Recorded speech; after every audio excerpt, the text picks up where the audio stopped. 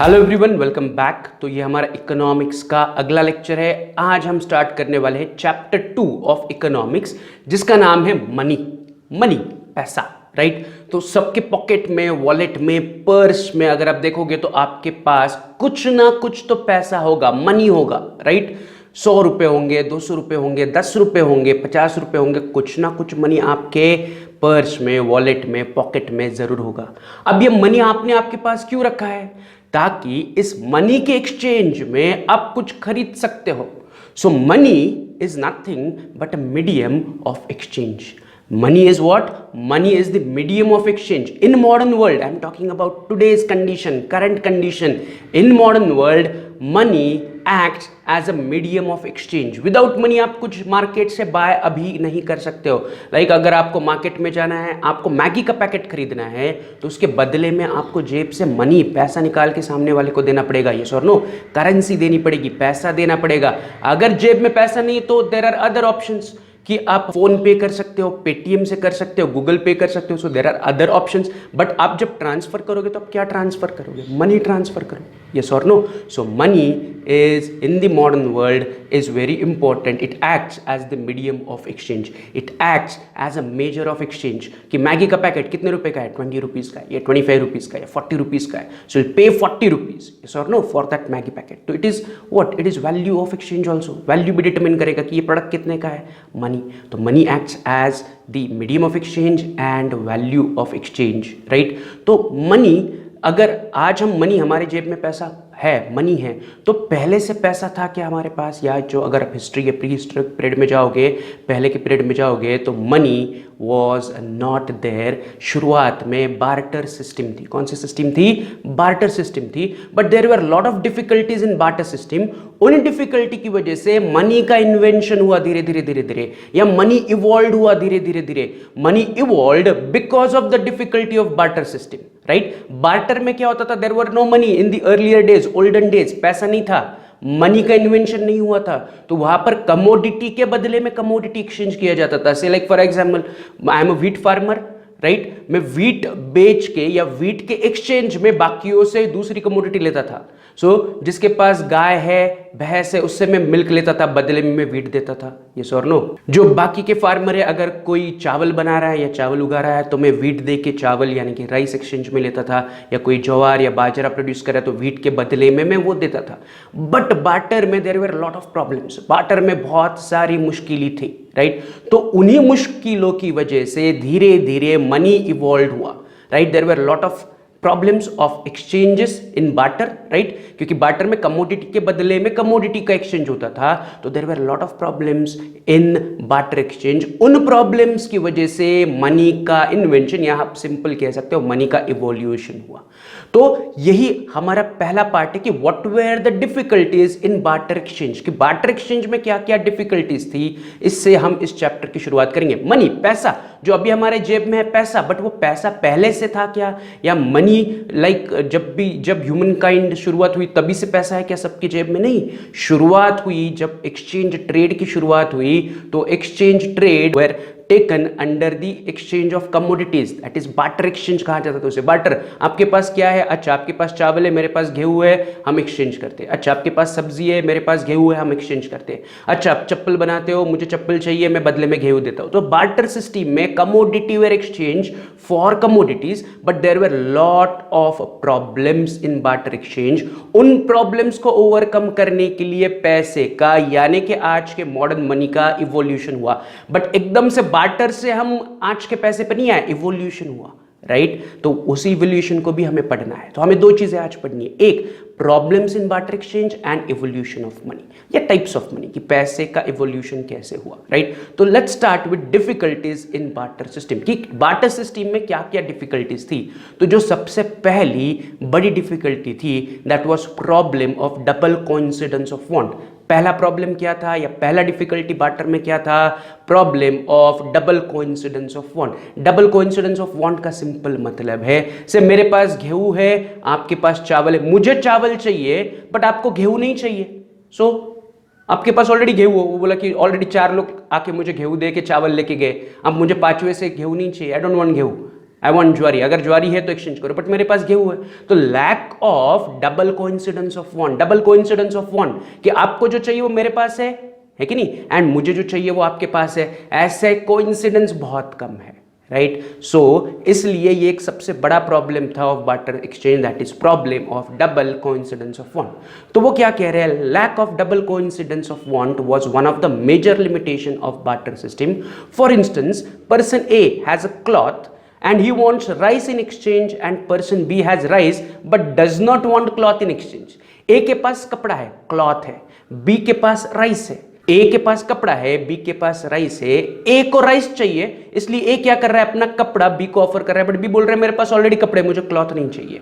सो double coincidence नहीं है, right. सो वही वो कह रहे हैं कि B has rice but he does not want cloth in exchange. In this case, exchange between A and B would not take place as their wants do not coincidence या coincidence with each other. तो उनका एक दूसरे के साथ क्या हो रहा है, want मैच नहीं कर रहा है।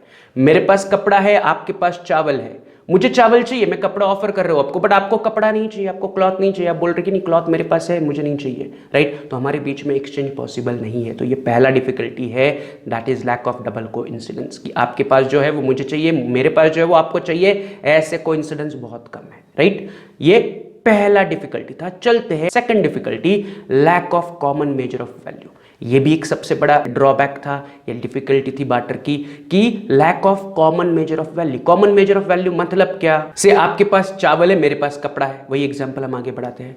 अब मुझे 5 किलो आप चावल दे सकते हो, आप तोल सकते हो, 5 किलो चावल आपने दे दिए, बट 5 किलो चावल के बदले में मैं कितना मीटर कपड़ा दूं, ये सॉर नो, 1 मीटर दूं, 4 मीटर दूं, 10 मीटर दूं या 50 मीटर दूं।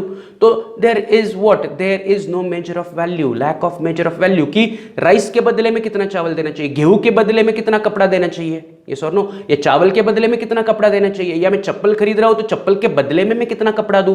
तो मेजर ऑफ वैल्यू मिसिंग था, राइट। तो यही है second disadvantage, second difficulty of barter, that is lack of common measure of value. While exchanging goods, for goods there was no standard unit of account to determine the value of commodity.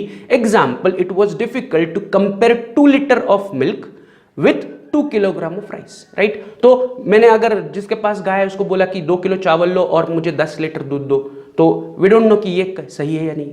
या 2 kilo अगर मैं उसको चावल दे रहा हूं तो उससे कितना लीटर दूध देना चाहिए, या मैं उससे अगर 2 लीटर दूध ले रहा हूं तो उसे कितना किलो चावल देना चाहिए। तो there was lack of measure of value, कि किसके बदले में कितना देना है, yes or no. So there was a difficulty in measure of value, कि चावल के बदले में कितना गेहूं जाएगा, गेहूं के बदले में कितना मिल्क जाएगा, या मिल्क के बदले में कितना आटा आएगा, whatever the commodities were, कि उनको कैसे एक्सचेंज किया जाए, या कितने के बदले में कितना एक्सचेंज किया जाए, yes or no. मेरे पास 50 किलो गेहूं है, मैं 50 किलो गेहूं दे के क्या क्या खरीद सकता हूं, इसका कोई मेजर नहीं था, यस और नो। वो पर्सन टू पर्सन डिसाइड करता था कि मैं 2 किलो गेहूं दे रहा हूं, आप उसके बदले में कितना कॉटन दोगे, या आप उसके बदले में कितना राइस दोगे, या अगर आप चप्पल बना रहे हो तो उसके बदले में कितनी चप्पल दोगे, यस और नो। या आपके पास गाय भैंस है तो उसके बदले में कितना मिल्क दोगे। तो उसका मेजर मिसिंग था, किसके बदले में कितना वाज मिसिंग, राइट। वो डिफिकल्ट था, राइट। तो ये सेकंड डिफिकल्टी थी।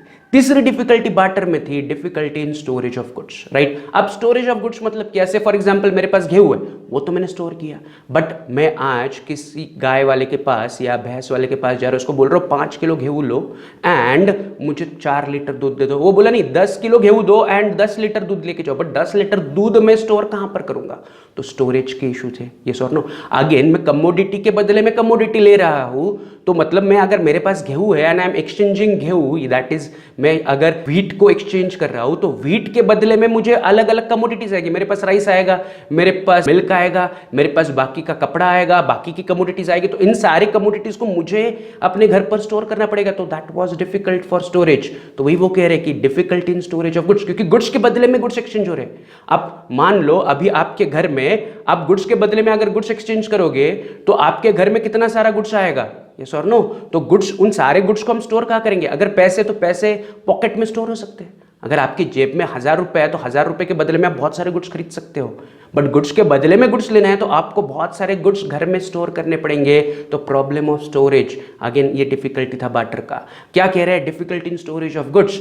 It is necessary to store goods for future consumption. Sometimes due to perishable nature of certain goods it was difficult to store them for future use. Perishable commodities like milk, egg, fish, vegetable, etc. were difficult to store. Difficulties were also experienced due to lack of space required to store heavy and bulky goods. Right? तो perishable goods store करने में तो difficulty थी, लेकिन bulky बड़े बड़े जो items है, मैंने 50 किलो गेहूं दिया एंड एक घोड़ा खरीदा एक्सचेंज में, तो उस घोड़े को स्टोर मतलब रखने के लिए जगह चाहिए, यस और नो। तो I need to store the commodities. अगर मैं गेहूं के बदले में सब्जी खरीद रहा हूं तो सब्जी को स्टोर करने के लिए मेरे पास जगह होनी चाहिए, उसे मैं स्टोर करूंगा, बट वो क्या होगा, वो ज़्यादा लंबे समय तक नहीं चलेगा। फिश, मीट या एग्स वो ज़्यादा लंबे समय तक स्टोर नहीं करके रख सकते हैं हम। तो difficulty in storage of goods, ये भी एक बड़ा प्रॉब्लम था इन बार्टर, यस और नो। तो बार्टर में बहुत सारी डिफिकल्टीज थी। पहली डिफिकल्टी थी lack of double coincidence of bond, दूसरा था lack of measure of value, and तीसरा difficulty of storage of goods, कि गुड्स के बदले में मैं गुड्स ले रहा हूं तो जितना भी गुड्स में एक्सचेंज में ले रहा हूं I need to store them, yes और नो। तो उसमें डिफिकल्टी थी, राइट। तो ये तीसरा डिफिकल्टी था। चौथा डिफिकल्टी है indivisibility of certain goods. Indivisibility मतलब क्या, कि like for example I am a cattle breeder, right. Cattle breeder है, मैं क्या करता हूँ, शिप्स ब्रीड करता हूँ, राइट। तो जो गेहूं का व्यापारी है, जो गेहूं बना रहा है या उगा रहा है, वो मेरे पास आएगा और वो बोलेगा मेरे पास अभी 5 किलो गेहूं है आपको ऑफर करने के लिए, आप कितना कैटल दोगे? तो 5 किलो के बदले में मैं पूरा शिप थोड़ी दूंगा, but can I half the ship? No, indivisible है मेरा गुड। मैं एक पूरी शिप दूंगा, यस और नो। तो एक पूरी शिप के बदले में मुझे 50-100 किलो गेहूं मिलना चाहिए, बट सामने वाला ऑफर करने के लिए तैयार नहीं है, यस और no. So indivisibility of goods, certain goods were indivisible, तो उसकी वजह से बार्टर में प्रॉब्लम क्रिएट होने लगे। तो वही कह रहे हैं indivisibility of certain goods, not all of the goods, certain goods were indivisible. In barter system it was inconvenient to divide animal, houses etcetera, yes और नो। कि अगर मुझे घर खरीदना है तो घर है बहुत बड़ा, अब मेरे पास है 50 किलो गेहूं, तो 50 किलो गेहूं में तो थोड़ी पूरा घर मिलेगा, यस और नो। तो 50 किलो गेहूं के बदले में मुझे एक रूम देंगे क्या? डिवाइड ही नहीं कर सकते हाउस को। या कैटल्स को अगर मुझे खरीदना है तो कैटल को डिवाइड करके हम एक्सचेंज नहीं कर सकते, तो इनडिविजिबिलिटी ऑफ गुड्स, राइट। तो वही कह रहे हैं in barter system it was inconvenient to divide animal, houses, etc. into small parts, so it was difficult to fix proportion of one commodity in exchange for another commodity. Example, individual A has a sack of wheat and he wants a goat in exchange. Individual B has a goat and he wants only half the sack of wheat. Right, उसके पास गोट है, एक को गोट चाहिए but उसको पूरा sac गेहूं, उसको पूरा क्या कहते हैं, पूरा पोता गेहूं का नहीं चाहिए, उसको आधा ही सैक चाहिए, इस और नो, उसे आधी ही गोनी चाहिए। तो वो आधी गोट दे सकता है क्या? Answer is no. तो वही वो कह रहे हैं individual A has a sack of wheat and he wants a goat in exchange. Individual B has a goat and he wants half the sack of wheat. In this situation, exchange between the two commodities is impossible due to indivisible nature of goat for it being a livestock, right? तो आधी गोट नहीं दे सकते हो, तो इंडिविजिबिलिटी of goods, right. तो ये चौथा difficulty था बार्टर में। पांचवा वो कह रहे हैं problem of making deferred payment. Deferred payment मतलब future payment. Deferred payment means what? Future payment. Like मैंने आपसे गोट लेके आया, राइट, या बैल लेके आया फॉर फार्मिंग, राइट। आपके पास बैल है, मेरे पास बैल नहीं, लेकिन मेरे पास खेती है, तो मैंने कहा कि 10 दिनों के लिए मैं आपका बैल लेके जाता हूं, उसे अपने फार्म पे यूज करता हूं, यस और नो। तो 10 दिनों बाद जब मैं उसे यूज करके आपको वापस करूंगा तो वो उसी कंडीशन में होगा क्या कि जिस कंडीशन में मैं लेके गया था? Answer is no. मैंने उससे काम करवाया तो उसकी वैल्यू डिमिनिश हुई, तो इसके बदले में मैं कितना पेमेंट करूं? मुश्किल था। Deferred payment were difficult. वही वो कह रहे हैं कि problem of making future payment, deferred payments were difficult. Is it clear? तो वो क्या कह रहे हैं? वो कह रहे हैं deferred payment means payment to be made in the future. Repayment of loan was difficult due to exchange of commodities. Example, it was difficult to repay the perishable goods in the same condition in future, yes और no. तो अगर मैं आपसे बैल लेके गया, अपने farm पे यूज किया, मैं 10-15 दिन बाद उसे रिटर्न करूंगा, तो will it be in the same condition? Answer is no. तो मैंने कितना वैल्यू का बैल यूज किया? मुश्किल है, बिकॉज उसकी कंडीशन पेरिश होगी, डिफिकल्टी है उसे मेजर करने में, यस और नो। अब अगर इन मॉडर्न जमाना देखोगे तो आप बोलोगे कि आपको बैल लेके जाना है, दिन का 1000 रुपया किराया लगेगा। So it is very clearly 1000 रुपये दिन का किराया, कोई भी आके लेके जाओ, यस और नो। तो दैट इज वैल्यू आप मेजर कर सकते हो कि अच्छा बैल का किराया 1000, but in exchange of commodity कितना किराया? Don't know, yes or no? तो डिफर्ड पेमेंट्स और future payments were difficult in barter system. तो ये 5 डिफिकल्टीज थी इन बार्टर सिस्टम। पहला सबसे बड़ा disadvantage, lack of double coincidence. आपके पास जो है, मेरे पास जो चीज है उसे हमें एक्सचेंज करना है, बट मेरे पास जो चीज है वो आपको नहीं चाहिए, आपके पास जो है वो मुझे चाहिए बट आपको नहीं चाहिए, तो एक्सचेंज पॉसिबल नहीं है, यस और नो? दूसरा, वैल्यू किसके बदले में कितना देना है, मुश्किल था।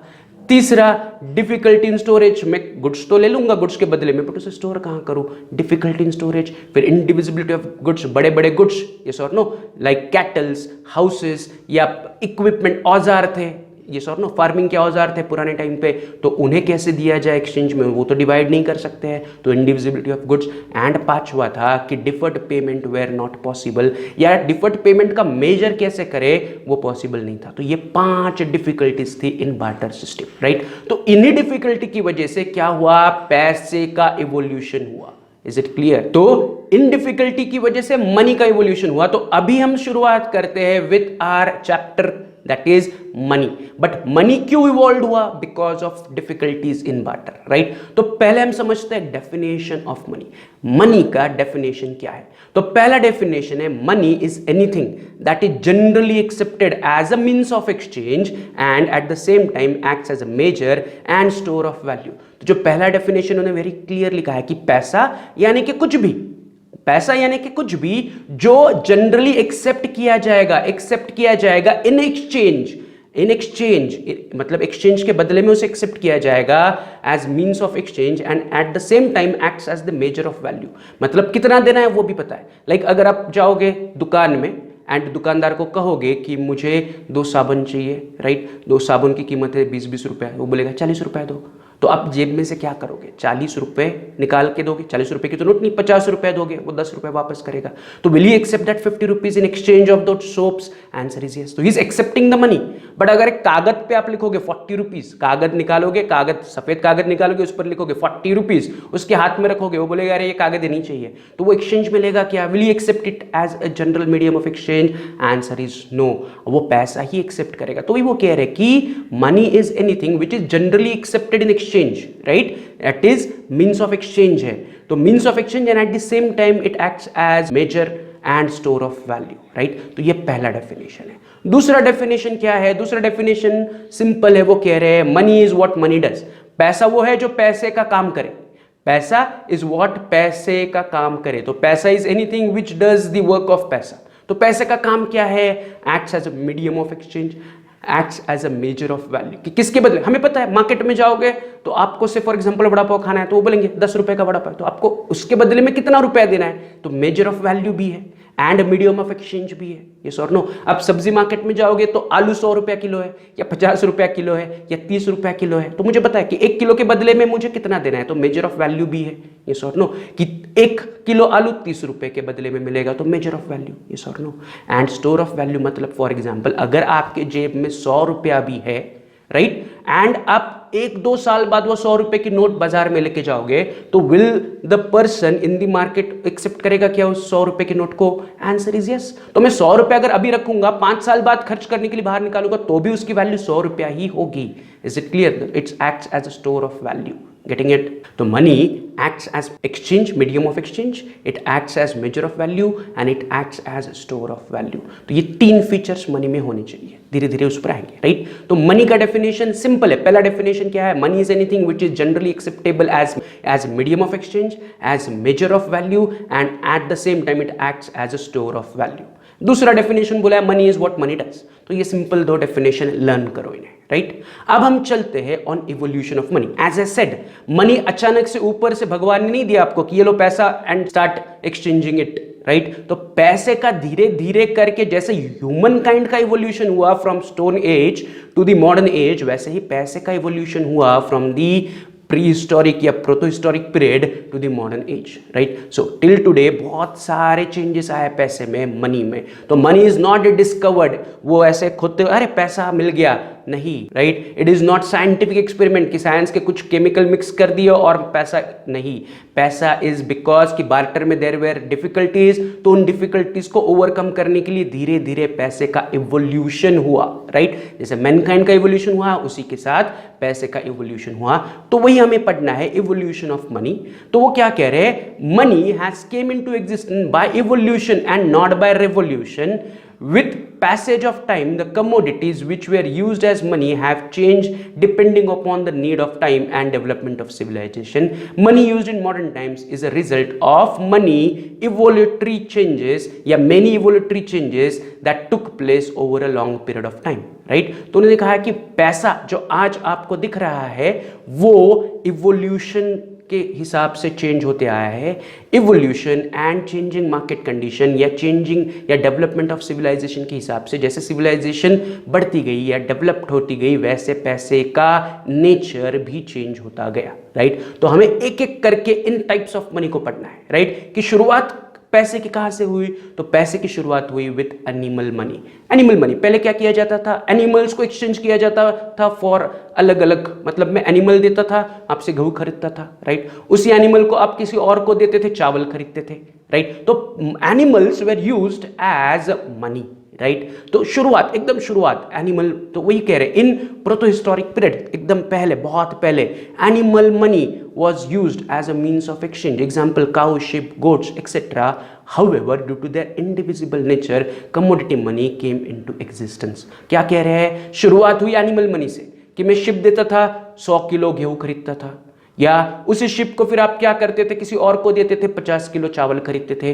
जिसे आपने वो शिप दिया या गोट दिया वो किसी और को, तो एनिमल के बदले में कमोडिटीज को खरीदा जाता था. यस और नो, मतलब जो आज पैसे का काम कर रहा है, मनी है आपकी जेब में, वैसे पहले एनिमल, बट एनिमल फिर से स्टोरेज का प्रॉब्लम है, डिविजिबिलिटी का प्रॉब्लम है, तो इसकी वजह से एनिमल की जगह थोड़ी दिनों बाद ले ली बाय कमोडिटी मनी. तो जो सेकेंड मनी है वो है कमोडिटी मनी. तो शुरुआत हुई with animal money, animal money के डिफिकल्टी की वजह से इवोल्यूशन हुआ कि डिफिकल्टीज है एनिमल मनी में, तो उसको ओवरकम करने के लिए दूसरा मनी का इन्वेंशन हुआ, that is commodity money.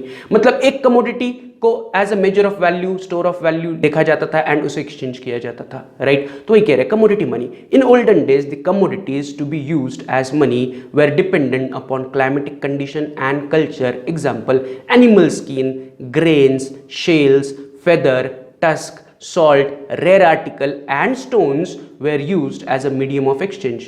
Due to the problem of storage of such commodities, metallic money came into existence. वो क्या कह रहे हैं? Again, आफ्टर एनिमल मनी की डिफिकल्टी की वजह से कमोडिटी मनी आया. कमोडिटी मनी में अलग अलग रीजन्स, पहले मॉडर्नाइजेशन नहीं था तो रीजन्स थे छोटे छोटे, तो उस रीजन के क्लाइमेटिक कंडीशन के हिसाब से अलग अलग commodities were taken as the medium of exchange. Like for example, जहां पर क्लाइमेटिक कंडीशन बहुत ठंडे है तो वहां पर fur were treated as a medium of exchange. Right, तो वहां पर फर, तो फर के बदले में बाकी की कमोडिटीज आपको मिलती थी. राइट, या आप सी शोर पे हो तो सॉल्ट को as a medium of exchange use किया जाता था. यस और नो, या एनिमल स्किन को यूज किया जाता था as a medium of exchange. तो कमोडिटीज वेर यूज, या ग्रेन्स, जहां पर फर्टाइल सॉइल है, गेहूं उग रहा है तो गेहूं were used as a medium of exchange. So medium of exchange were commodities. Right, but इसका भी प्रॉब्लम क्या है, स्टोरेज का प्रॉब्लम है. यस और नो, आप फर को, स्किन को, कमोडिटीज को ज्यादा टाइम तक स्टोर नहीं कर सकते, वो पेरिशेबल होंगे, तो स्टोर ऑफ वैल्यू नहीं था उसमें.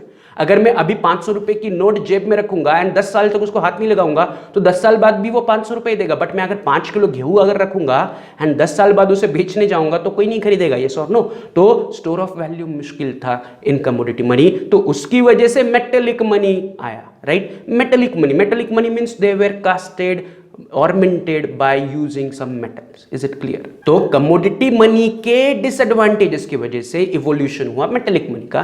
तो मेटेलिक मनी के बारे में क्या कह रहे हैं, metallic money use durable metal such as gold, silver, copper, aluminium, nickel etcetera.